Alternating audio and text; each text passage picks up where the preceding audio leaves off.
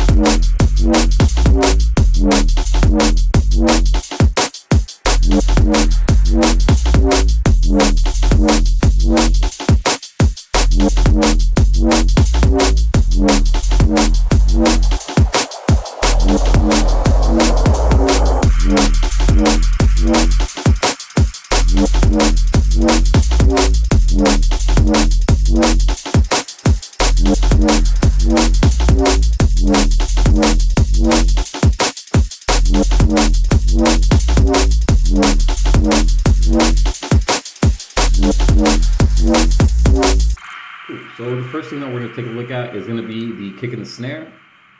So let's head on over to the bus and see what this sounds like by itself without any of the other instruments on.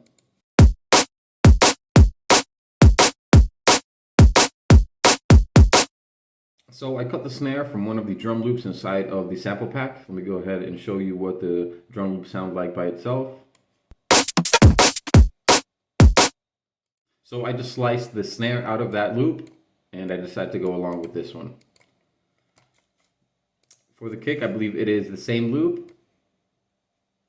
So I just sliced the kick out of that loop and I put it in another channel. And I have the snare sitting at minus 1.4 dB and the kick at minus 0.4 dB.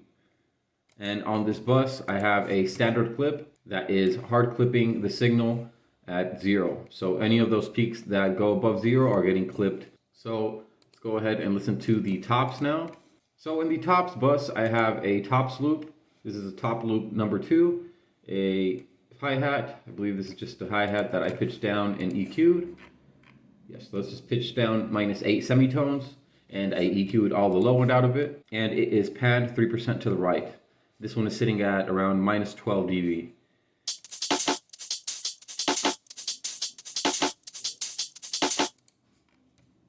Then I have the ghost snare here. This is snare number 12 from the snare one-shots that you can find inside of Molecular's pack. And I believe this is at the original pitch. And the tops loop is at the original pitch as well. So on the tops bus, the post-processing that I have is an amp in the clean setting with all the default settings as well in the parameters. The presence at 6.35 and the dry wet level at 19.8. I also put the output so it's dual and not mono, and with an EQ8 I went ahead and sweeped all the low end out so it's at 240 Hertz here. I then have a duck VST, which is ducking out the signal every time that the snare comes in, and a glue compressor at the end with the soft clipping turned on and the makeup gain of 1.27 dB. I also have a second tops loop here, and I have an EQ8 set onto it, cutting out all the low end at around 290 Hertz. The duck VST that is ducking all that signal out when the snare comes in, and the glue compressor at the end just soft clipping the signal. So for this tops loop, I believe I just chose a segment of tops loop number 11, and I duplicated it every 4 bars here. So inside of the sampler that comes with Ableton, the native sampler, you're going to go over to where it says loop here, and you can go ahead and choose the point where you want the sample to loop inside of this segment. And I have this one sitting at minus 1.8 dB.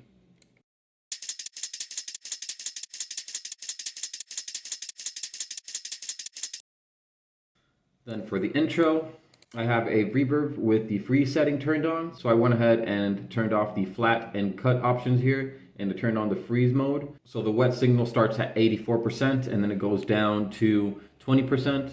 and then I duplicated that.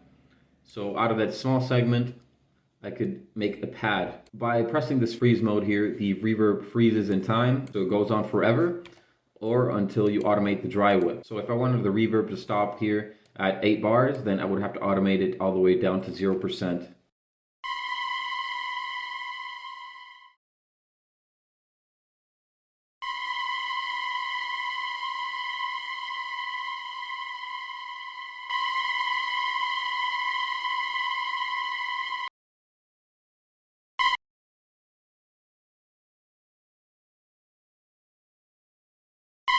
So that would be it for the intro. Let's go on to the effects group now, since this does have a lot of effects. So I've just chosen a bunch of effects and I made sure that they were consecutive. So I made sure that every time that each one of these effects ends, there's another one starting. And I believe it's very key in trying to make tunes like the ones on Natty Dub Recordings. So let's just hear this effects bus by itself.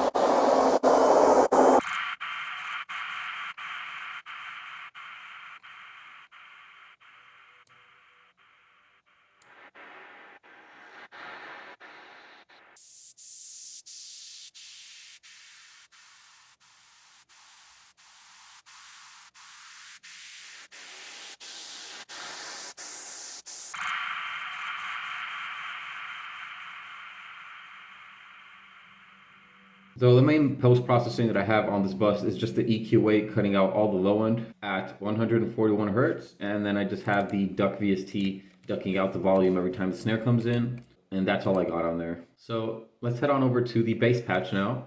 And I want to show you the notes that I'm using for this pattern. So I have E, F, F sharp, E, F, F sharp, A, and then it repeats itself. You can go ahead and copy that if you're interested in duplicating that pattern. So this is what the bass patch sounds like without any of the other instruments turned on.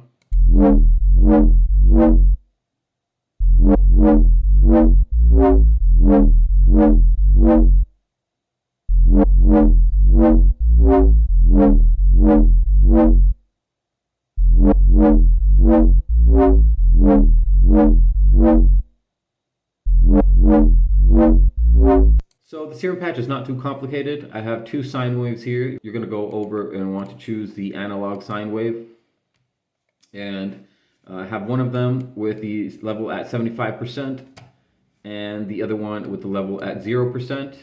And I have an LFO triggering the FM from B and the cutoff filter. Now for oscillator B, you're going to want to put the octaves +2 and the semitones +7. So this is what's going to generate those harmonics through the FM from B on the sine wave on oscillator A. Apart from that, I believe I added some attack here so there's no clipping at the beginning of each note. And I went over to the hyper dimension on the effects tab. I made sure that the mix of the hyper part is at 0% with the size at 32% and the mix at 4%.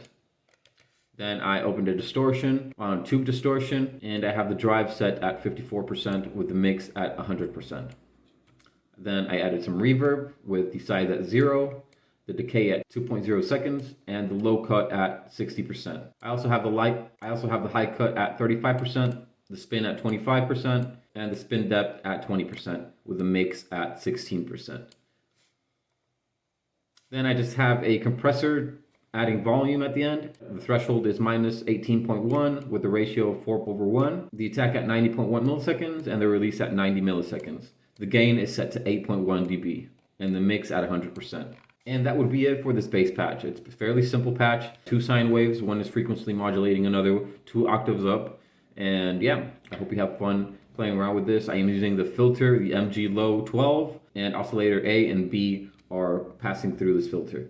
So the filter cutoff is actually at 31 Hertz, and that would be it. And you've got your bass patch. So I hope that you enjoyed this video on how to make music like the artist on Natty Dub Recordings. Again, my name is Emmanuel, also known as Utuza with DMB Academy. And if you enjoyed this video, don't forget to hit like and subscribe. Thank you for watching.